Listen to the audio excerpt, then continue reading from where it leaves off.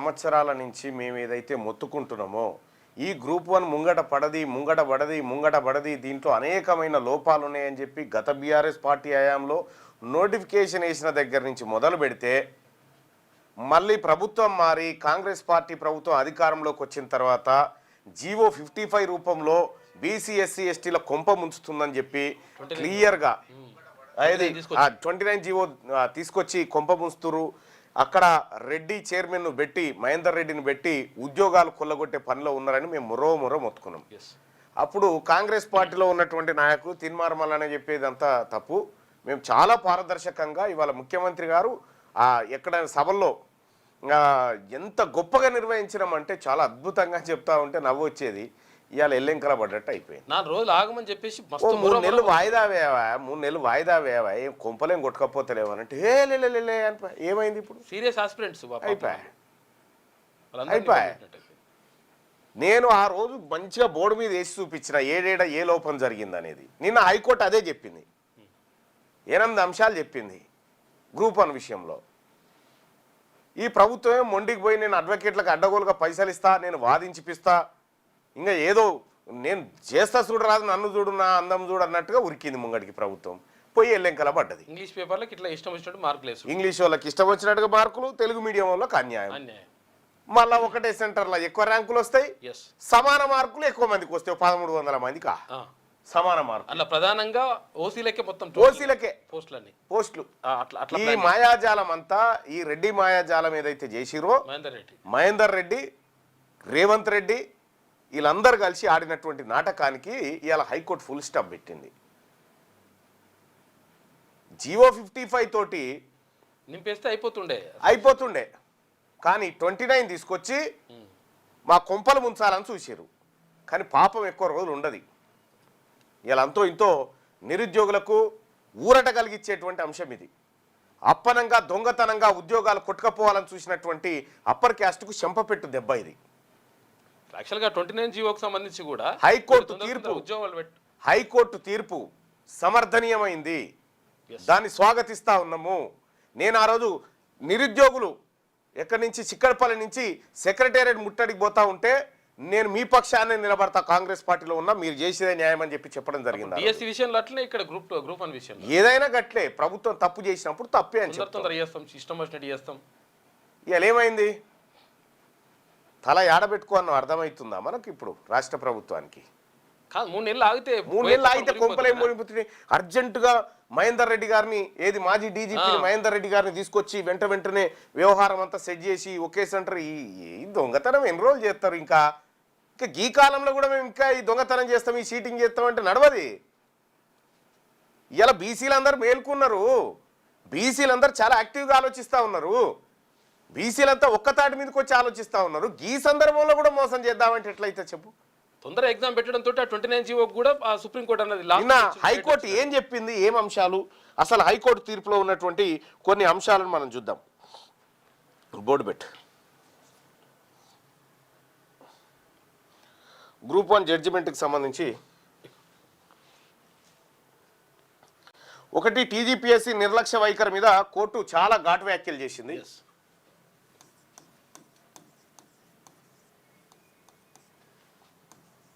Group 1 అంటే రాష్ట్రంలో civils IAS IPS లెక్క, అంటే కన్ఫర్డ్ ఐఏఎస్ ఐపీఎస్ ఆఫీసర్ కూడా వీళ్ళు ఇందులోకి జొరబడి మొత్తంగా ఐఏఎస్లు ఐపీఎస్లుగా మారదామని ఓ ఉపాయం కట్టిరన్న. గతంలో వెంకటరామరెడ్డి అంటే కూడా గ్రూప్ 1 క్యాండిడేట్.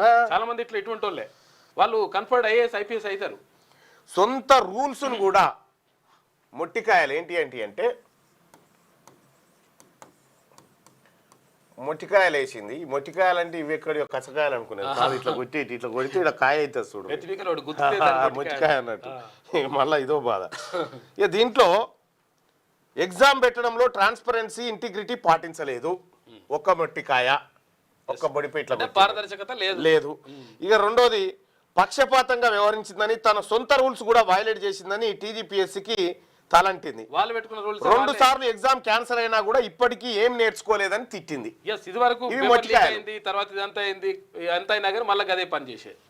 గత అనుభవంతో 2 సార్లు ఒకసారి పేపర్ లీక్ అయ్యాయి, ఒకసారి ఏమో రద్దు అయిపోయాయి, బుద్ధి రాలేదని చెప్పింది ఓ రకంగా. బరాబర్ చెప్పింది. మీ పరీక్షలో పక్షపాతం ఉందని చెప్పింది. ఇగో గిట్లా తిట్టింది ఇంకా కోర్టు, మొట్టికాయలు వేసింది. చెప్తూ తీర్పులో ఏం చెప్పింది అంటే,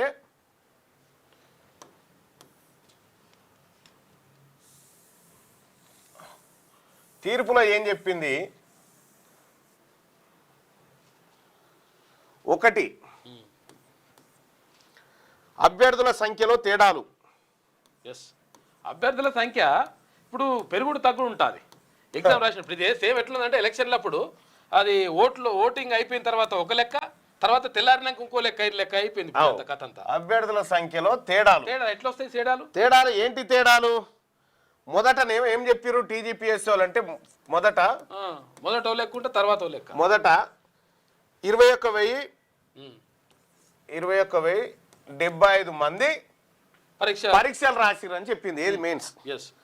తర్వాత మళ్ళా రెండోసారి ఏమన్నది, ఇష్టం వచ్చినట్టుగా మారుతాం అయ్యే జాగీర్ అట్లా ఇచ్చుకుంటాను. పరీక్షలు రాసింది 21,075 మంది కాదు, 21,085 మంది అని చెప్పింది. ఈ 10 మంది ఆడికెళ్ళి వచ్చిర్రు లాగా కథలు కాకపోతే. ఇక ఇది ఎట్లా అయిపోయింది? దీని మీద స్పష్టత లేదు. వెస్ట్ ఫెలోస్ ని ఇక్కడ జీవితం ధర వస్తుంది దీనికోసం. 10 తేడా, 10 మంది తేడా. ఈ 10 మంది ఆడంగా వచ్చిర్రు కొత్తగా, పరీక్షలు రాయకుంటే ఎట్లా యాడ్ అయ్యారు ఇండ్లకి అనేది ఒకటి. ఇక రెండోది పాయింట్ నెంబర్ 2 ప్రిలిమ్స్ మెయిన్స్ కి వేర్వేరు హాల్ టికెట్ నెంబర్లు ఇచ్చారు. చూసుకోగా ప్రిలిమ్స్ హాల్ టికెట్ వేరే నెంబర్ ఉంటుంది, తర్వాత మెయిన్స్ హాల్ టికెట్ వేరే నెంబర్ ఉంటుంది. ఏమన్నా ఇది వరకు ఉందా గతంలో ఎప్పుడన్నా ఈ లంగా కథలు కాకపోతే? మనం అప్పుడే అంటున్నాం అసలు యాక్చువల్గా, అరే ఇదేదో మొత్తం మోసం ఉన్నది, ప్రిలిమ్స్ వేరే తర్వాత మెయిన్స్ వేరే ఇస్తున్నారని. ఆగ మేఘాల మీద ఇక పెట్టాలా పీకేసి పడేసినట్టుగా. ఇప్పుడు ఎందుకు ఏం పీకి గడ్డి వచ్చిందా? రిజల్ట్ వచ్చిందా? Prelims mains hall ticket numbers వేరు ఉండడం వల్ల క్యాండిడేట్ ని ట్రాక్ చేయలేకపోయింది. దీని ద్వారా ఏందనుకున్నా అంటే మొత్తం మోసం ఇది అప్పర్ కాస్ట్ ఏం చేసిందంటే, అప్పర్ కాస్ట్ అగ్రకులంలో ఏం చేసిందంటే ఈ కన్ఫ్యూజన్ చేసి ఇందులోకేం మన పొరగాలకు ఉద్యోగాలు తీసుకొచ్చి రేపు ఆ పొరగాలే ఐఏఎస్ ఐపీఎస్ లై మన వర్గాలకు సేవ చేస్తారు, మనం చెప్పినట్టు పనులైతే అనేది వాళ్ళ ఉపాయం అన్నట్టు. ఇక ఇంత లంగ కథలు వీళ్ళ దగ్గర. ప్రిలిమ్స్ కోటి మెయిన్స్ కోటి ఉంటుంది ఒకటే పరీక్షకు. ఇక మూడోది గ్రూప్ 1 కి సంబంధించి మూడోది ఏం చెప్పిందంటే, centre wise gender wise bias. కొన్ని సెంటర్లు కేవలం మహిళలకు కేటాయింపు. సోడిగా కొన్ని మహిళలకే కొన్ని పురుషులకే అన్నట్టు ఇట్లా ఉంటుంది. కొన్ని సెంటర్లు కేవలం మహిళలకే. కోటి ఉమెన్స్ కాలేజీలో పడ్డది అదో కథ నడిచిందట. కొన్ని సెంటర్లు పురుషులకే.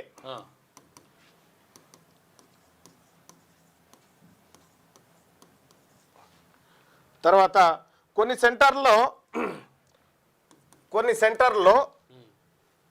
టాప్ 500లో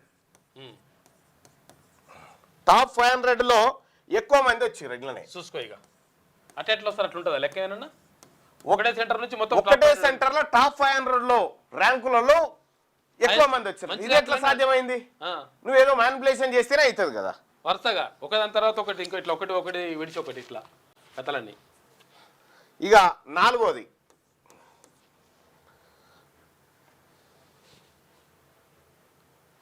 వరుస హాల్ టికెట్ నెంబర్లకు ర్యాంకులు, అదేది ఇవి మార్కులు సేమ్ అట్లా ర్యాంకులు వచ్చేసినాయి. వాళ్ళు మెయిన్స్ కి సెలెక్ట్ కావడం, సేమ్ మార్క్స్. చూసుకో. వరుస హాల్ టికెట్ల సేమ్ మార్క్స్ అంటే ఏంటి? ఏబిబిసిసి అంటే కథ పెట్టుకుంటా. ఇట్లా ఎంతమందికి అంటే 1369 మందికి సేమ్ మార్కులు వచ్చినాయి. చూసుకో. ఇక సేమ్ మార్కులు 1369 మందికి. ఇక ఐదోది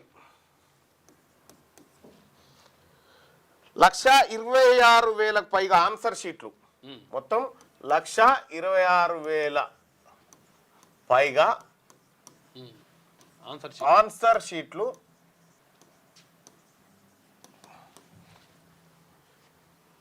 తొంభై రోజులలో 2 సార్లు దిద్దారు. చూసుకో. అంటే 45 రోజులలో కథం చేసి పడేసారు అన్నట్టు లెక్క. 126,000కు పైగా ఆన్సర్ షీట్లు 90 రోజులలో 2 సార్లు దిద్దారు. అట్లా అని చెప్పి కొన్ని వేల మందిని దిద్దలే, కొంతమందినే పెట్టిరు అట్లా. ఇది ఇది ప్రాక్టికల్గా అసాధ్యం. ఎస్, అంటే ఇష్టం వచ్చినట్టు ఇట్లా గుద్దుకుంటూ ఓడనట్టు మార్కులు. ఇది ప్రాక్టికల్గా అసాధ్యం, ఇది కోర్టు చెప్పింది. ఇంకో విషయం ఏంటంటే, ఒక తెలంగాణ ఉద్యమం పేపర్ ఉంటుంది, ఆ పేపర్ ఉన్న వాళ్ళకి అందరికి మంచి రాసిన వాళ్ళకి కోవనికి మార్కులు వేయలే. ఎవరికి పిహెచ్డి తెలంగాణ ఉద్యమానికి సంబంధించి పిహెచ్డి చేసిన మనిషికి దాంట్లో పూర్తి సాధికారత ఉంటే ఆయనకు మార్కులు రాలే, సగం మార్కులు రాలే. ఇవి దిద్దినోళ్ళు ఎవరయ్యా అని అంటే ఆర్సి రెడ్డి అని ఉందా?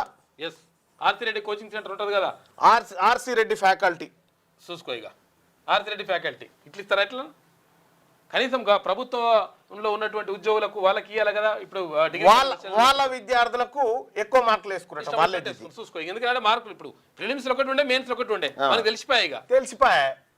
ఏడోది తెలుగు మీడియం 7,800 మంది పైగా రాసిరు. పైగా రాస్తే ఇందులో ఉద్యోగాలు వచ్చినటువంటి వాళ్ళు 1%. చూసుకో. ఇక తర్వాత ఉర్దూ మీడియం ఫుల్ మార్కులు. ఇక అని రాసిందే ఎంతమంది ఉంటుందో మందికి. ఉర్దూ మీడియం వాళ్ళకి 100కి 10 మందికి వచ్చింది. ఇట్లా తెలుగు క్యాండిడేట్స్కి అన్యాయం జరిగిపోయింది ఇక్కడ. ఇక 8ది ప్రొవిజనల్ మెరిట్ లిస్ట్ పెట్టలేదు. పెట్టాలి కదా, క్లారిటీ ఉండాలి కదా, పారదర్శకత. అంటే మెరిట్ లిస్ట్ ఎందుకు పెట్టలేదంటే ఎవరి మార్క్ వాళ్ళకే ఇచ్చిండ్రు అంతే తప్ప ఈ నెంబర్లకు ఇవ్వాలి కదా లెక్క. దీని మీద ఆర్టీఐ కింద అడిగితే సమాధానం లేదు. ఇయ్యలే. ఎందుకనంటే ఈ లంగకత్తలు పడరు కాబట్టి. అంత దొంగేసమే. ఎప్పుడైతే మహేందర్ రెడ్డి అనేటువంటి మోస్ట్ కరప్టెడ్ ఫెలో దీంట్లోకి ఎంటర్ అయిందో, దీన్ని ఎవరు పొంగులేటి శ్రీనివాసరెడ్డి, రేవంత్ రెడ్డి కలిసి మహేందర్ రెడ్డిని ఆడబెట్టిరు. మన రెడ్డి పొరగాలకు, మన అగ్రవర్ణాలకు వచ్చేటట్టు చూడమంటే ఆయన ఆ దుకాణం పెట్టిండు. ఇక ఇంకొకటి ఏంటంటే, ఇక ఆశ్చర్యకరమైన విషయం చూడ్రి.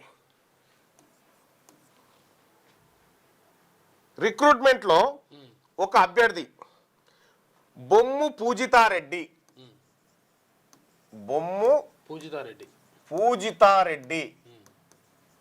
అనేటామె పేపర్ను రివాల్యుయేషన్ చేస్తే 60 మార్కులు తగ్గినాయి. చూసుకో. ఇక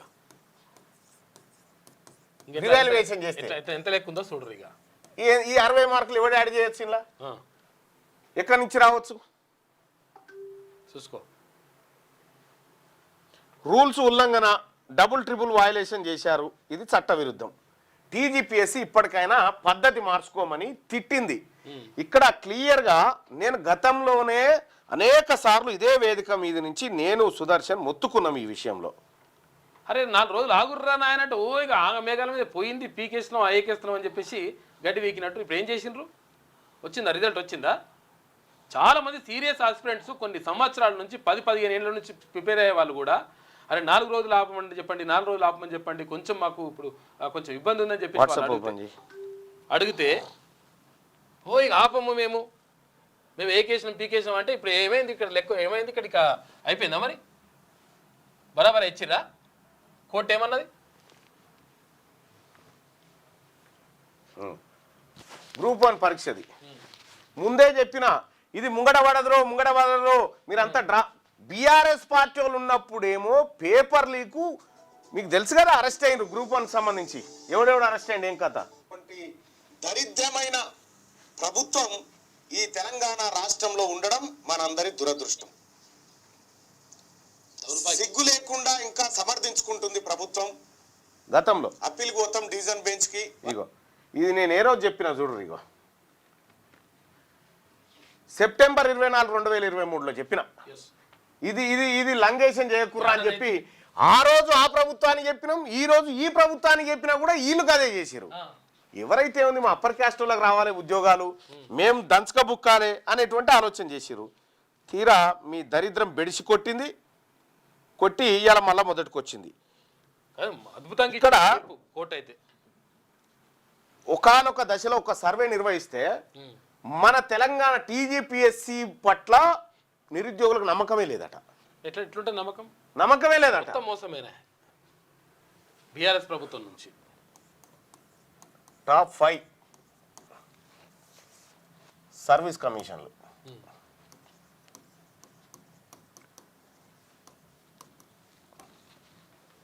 ఫస్ట్ తమిళనాడు. పబ్లిక్ సర్వీస్ కమిషన్లు అంటే ఉద్యోగ నియామకాలకు సంబంధించినటువంటి కమిషన్లు. సూపర్ ఇది. ఎస్, నిరుద్యోగులకు పూర్తి భరోసా. బరాబర్. రెండోది కేరళ. వీళ్ళు గ్రేట్, మంచిగా వీళ్ళకు పూర్తి నమ్మకం టీజీపీఎస్సీ మీద. ఏది మన సర్వీస్ కమిషన్. సర్వీస్ కమిషన్ మీద. థర్డ్ మహారాష్ట్ర, వీళ్ళకు పూర్తి నమ్మకం. ఫోర్త్ కర్ణాటక, వీళ్ళకు పూర్తి నమ్మకం ఉంది. ఆ తర్వాత మనము బీహార్ తోటి ఉన్నాం సమానంగా. చూసుకో ఇక బీహార్ అంటే ఎట్లుంటుందో. బీహార్ కాడ ఎట్లుంటుందో మీకు ఎరికేగా, రిక్రూట్మెంట్ ఇక సేమ్ బీహార్తో పోటీ పడతా ఉన్నాను అన్నట్టు. ఇక్కడ ఉన్నటువంటి రెడ్డి ముఖ్యమంత్రి ఒక రెడ్డి చైర్మన్ను పెట్టి రెడ్డి పోరగాళ్లకు దొంగతనంగా దొడ్డిదారిన ఉద్యోగాలు కల్పించడానికి ఒక డ్రామా ఆడితే మొత్తం ఈ పారదర్శకత లేకుండా హాల్ టికెట్ మెయిన్స్కి ఒకటి ప్రిలిమ్స్కి ఒకటి పెట్టి ఇంది ఆన్కి దొరకకుండా ర్యాంకింగ్ సిస్టమ్ విడుదల చేయకుండా ఇండివిజువల్ ర్యాంకులు ఇచ్చి రకరకాల మోసాలకు తెరలేపిండు. ఓడ లంగా కొడుకు అసలు యాక్చువల్గా 29 జీవో తీసుకొచ్చిండ్రు. ఇద్దరు కలిసి తీసుకొచ్చిన పేరు కూడా తెలుసు కానీ ఏమంటారు తీసుకొచ్చిండ్రు. తీసుకొచ్చి దాని ద్వారా ఏంటంటే అసలు యాక్చువల్గా ఒకవేళ బీసీ పిల్లగానికి ఫస్ట్ ర్యాంక్ వచ్చింది, వాడు బీసీ కోటాలో పడితే వీడు ఎస్సీ పిల్లగానికి ఫస్ట్ ర్యాంక్ మోసమే ఇది. వీడు ఎస్సీ ఎనడవ నాడు ఈ నేపాల్ అవుతుంది చూడ్రి, గా పరిస్థితి వస్తుంది మీకు కూడా. ప్రధానమంత్రి తర్వాత ఈ అధ్యక్షుడిని పలగొట్టి అన్ని తరిమి కొడతా ఉన్నారు అక్కడ రాజకీయ నాయకులను, కరప్షన్ చేసిన జీలు అలుగుతున్నాయి అక్కడ. అందుకోసమే ఇవన్నీ బంద్ చేసుకోవాలా. మీరు ఇవన్నీ నిర్వహించడంలో కంప్లీట్గా ఫెయిల్ అయిపోయారు. టీజీపీఎస్సీస్, యూబీఎస్ఎస్, యూపీఎస్సీ ట్రస్ట్ వర్తి అదే చెప్తా ఉన్నారు కదా. ఒకసారి అభ్యర్థుల ఒపీనియన్ కూడా సేకరిద్దాం ఇక్కడ.